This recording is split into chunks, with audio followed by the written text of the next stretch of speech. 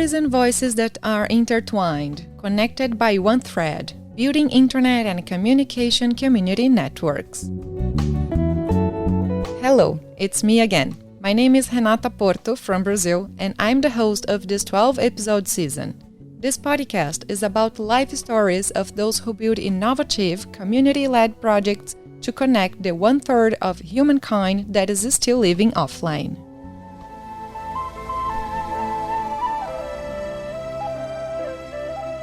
The story we'll get to know in this penultimate episode takes place in Thailand. I'm going to tell you about Professor Kanchaná Kanchanásut's pioneering venture, which took the internet to this East Asian country. Nowadays, she's in charge of TakNet, Thailand's first community network. What makes community network different from commercial service provider? Because with community network, you can add on so many things that provide solution for the community. Still in Asia, this time in Philippines, we talked to John Garrity, a Filipino-American who works as policy advisor and chief of party for the USAID Better Access and Connectivity project in this country. So what we're doing here in the Philippines is we are demonstrating and implementing community networks, more so to show what's possible to community groups and local government units. So join me for this 11th episode of our podcast.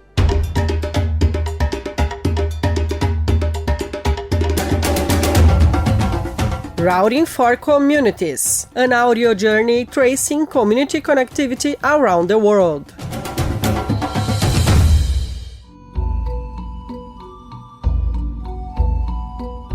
Before interviews, our team always conducts production and research on the experience we will talk about, as well as on the interviewee. For this episode, there is truly a whole lot of material available online about Professor Kanchaná. Hello, my name is Kanchaná Kanchanásut I am from Thailand. I work at the Asian Institute of Technology. I used to be a professor in computer science until my retirement. So now I am working as advisor to various research projects in the institute. I studied in Australia for my undergrad and as well as my postgrad study. I worked in this institute for more than 30 years. It's an international institute, so we got to know so many people from different countries. And I got interested in community network because I was involved in bringing the internet to Thailand, almost 40 years ago. If you search Kanchaná Kanchanásut name online, we will soon understand the greatness behind her work. But here's a short summary for you. Our interviewee has a long trajectory in pioneering. After finishing her master's degree and PhD in computer sciences at the University of Melbourne, Australia, Dr. Kanchanásut went back to Thailand to work as a tenured professor at the Asian Institute of Technology, AIT.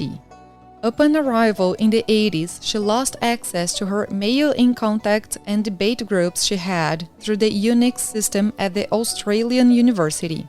This was a pre-internet platform used by programmers and scholars to communicate with one another. In order to resume her participation in these virtual spaces, which were important to her research and work, she and a colleague set about developing a solution to get connected to these forums. And it worked. That's how, in 1986, Thailand came to have its first online connection with what would be known later on as the Internet. She was also the first person to create an email account in her country, besides having been the one who registered in 1988 the internet domain .th, which is still the official domain in Thailand. Among the projects she leads, there are those related to taking the internet to people who have no access in her country. She is also a pioneer when it comes to community networks. The flooding situation in Thailand just seems to get worse day by day and sometimes hour by hour. This particular part of Ayutthaya province was completely dry up until just a few hours ago, and then a stop bank burst and the Chao Phraya River has completely engulfed these homes. It is bursting across this road here and people are now hurriedly You've just listened to an excerpt from an Al Jazeera piece from October 2011 reporting the floods in Thailand then. Until January 2012, some areas were still suffering from such floods. Over 800 people lost their lives and more than 13 million were affected. It was right after this catastrophe that TakNet began to be developed. I found that the connectivity in the rural area in Thailand was still very poor. So I was working on mobile ad hoc network, which was, I was aiming at post-disaster environment scenario. It happened that there was a big flood in Thailand in 2011. So I decided that we should try to introduce this technology to people, try to do one village. And we try to introduce the idea, get the people to get to know what the internet is and not to be afraid of technology. That was done in 2013. And since then, once you started to get involved, you cannot leave. So, the idea of introducing community network to the village was to me like when I started to introduce the internet to Thailand. It was very similar in many aspects.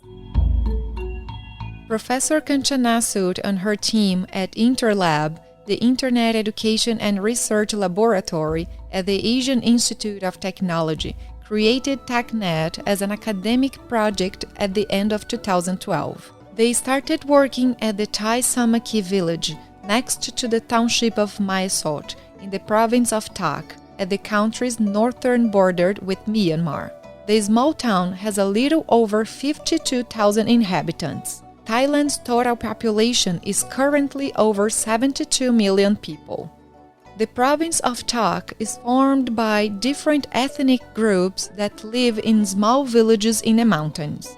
The village of Thai Samaki is not far from a town with access to the internet.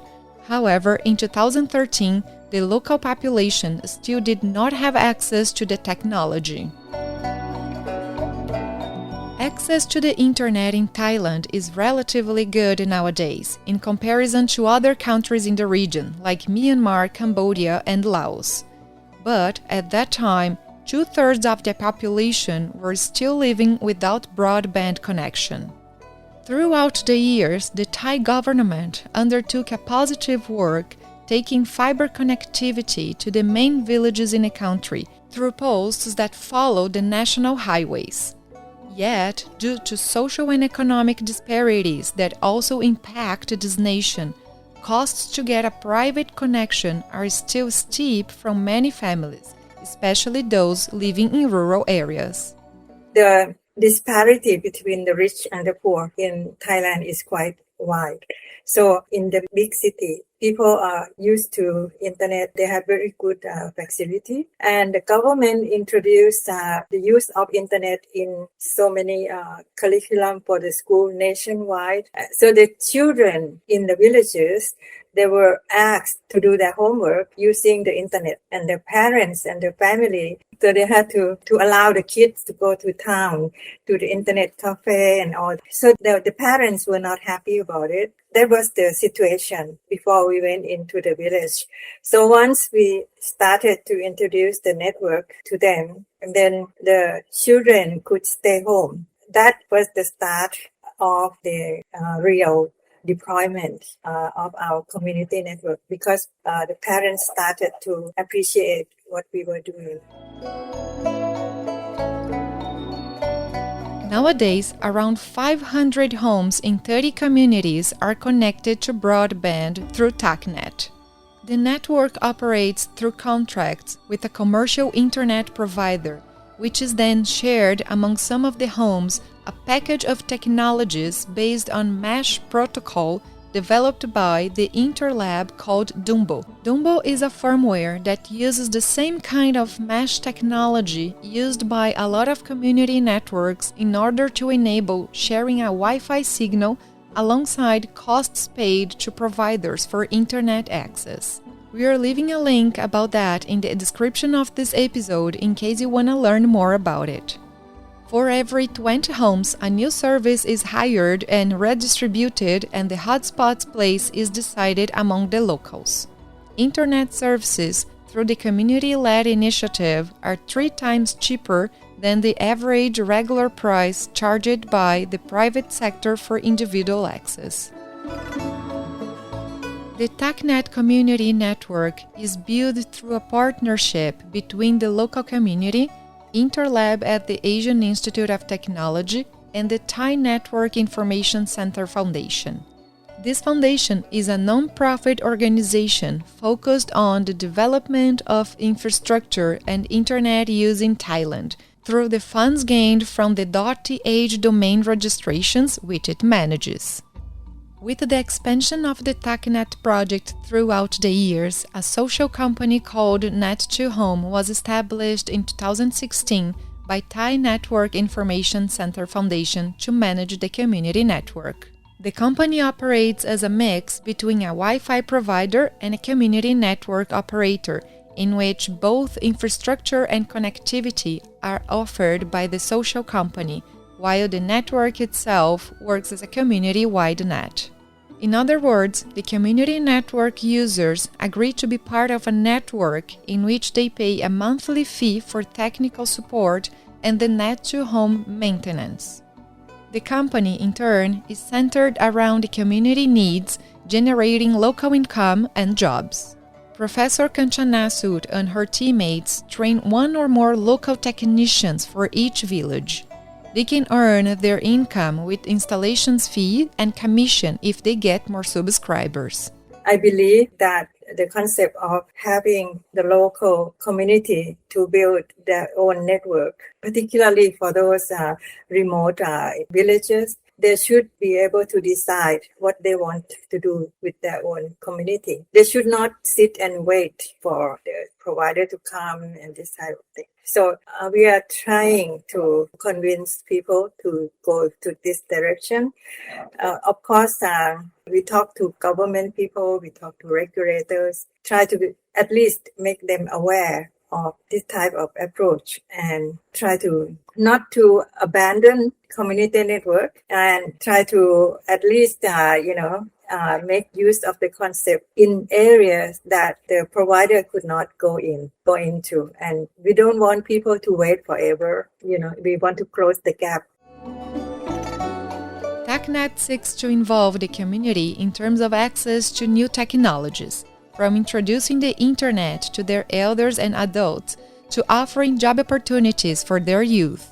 I think for different countries, you have different priorities. For us, in 2013, infrastructure was one of our main priorities. But right now, it's become less important. So what we are looking at right now is what we call value added. We try to look at what makes community network different from commercial service provider network. Because community network, you can add on so many things that provide solution for the community.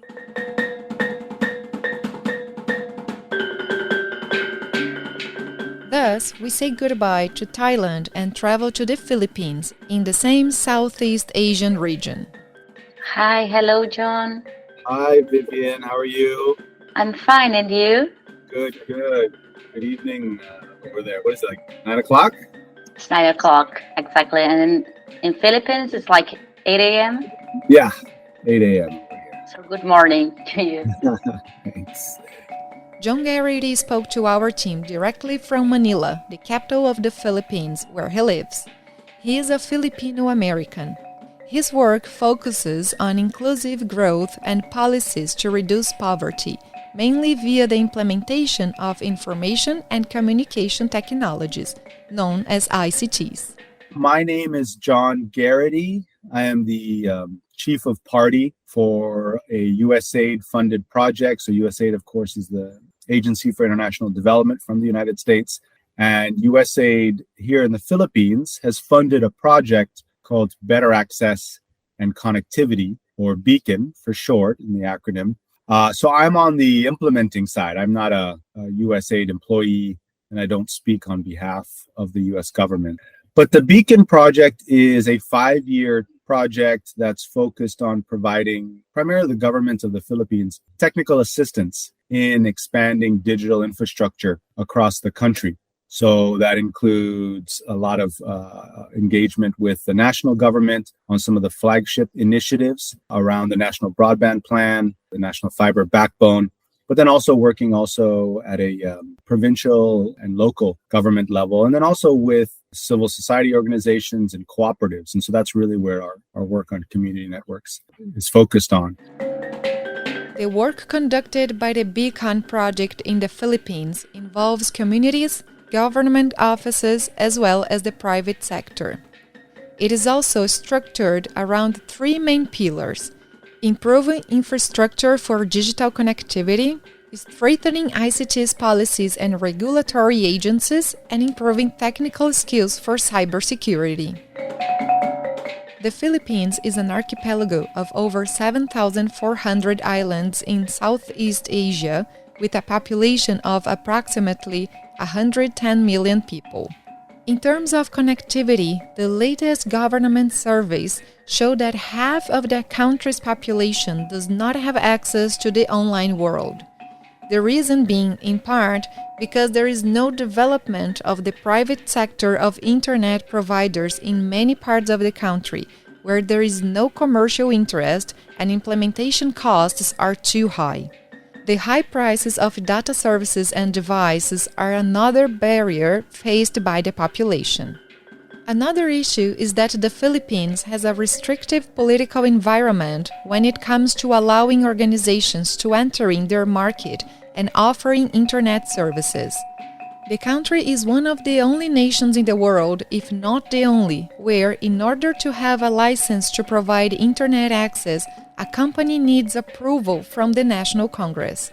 So what we're doing here in the Philippines is we are demonstrating and implementing community networks, more so to show what's possible to community groups and local government units, right? And so, of course, the whole definition of community networks the definition of it really depends on who you talk to. But in our context, at least with the work that we're doing, we view community networks as really a community-driven, community-managed network deployment that's really participatory, that's multi-stakeholder, community-led. John says that before moving to the country, he had heard of 1 or 2 community-led experiences, but that along with more than 2 years, new experiences were coming up, being discovered and promoted. Some of these are developed with high schools, as well as fishermen's and farmers' co-ops, which are numerous in the country. In our talk with John, it was possible to understand a fundamental reason why guaranteeing internet access to Filipinos is so important.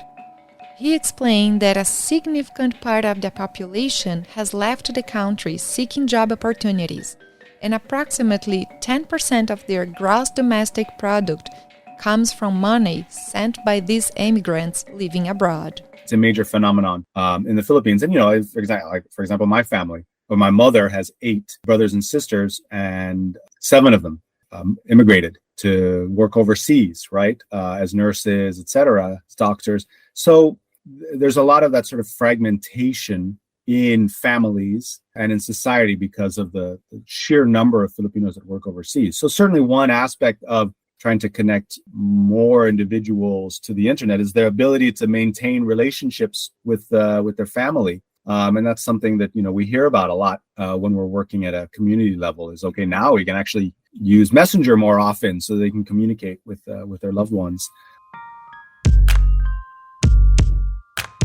As you may have noticed, Thailand and the Philippines, both in the same region, Southeast Asia, have very distinct realities in terms of connectivity.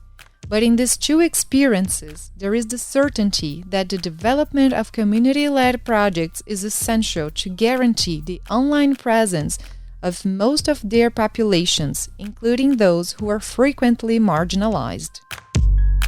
And this is the end of the 11th episode of our season. As always, I hope the stories that were told by voices from different parts of the world were a source of learning and hope, and that the initiatives shared in this podcast lead us to act together and collectively. If you want to know more about TakNet, Net2Home, and Interlabs research, as well as the USAID Beacon project, check out the links we left in the episode's description. If you've liked this podcast, please recommend it to those you know will appreciate it as well. You can follow the season on the main podcast platforms or on APC's website, routingforcommunities.apc.org. We'll meet again soon with new experiences and stories from community-led networks that are also connected to our lives. In this season's final episode, we will travel back to Africa. Over there, you get to know community-led experiences at ALIN, Arid Lands Information Network, in Kenya, a country that is making progress when it comes to their connectivity regulatory environment. You listened to the 11th episode of Routing for Communities, an audio journey tracing community connectivity around the world. This is the podcast of the Local Networks Initiative, a collective effort led by APC and Rizomatica. Production Rádio Tertúlia. Thanks, and see you next time.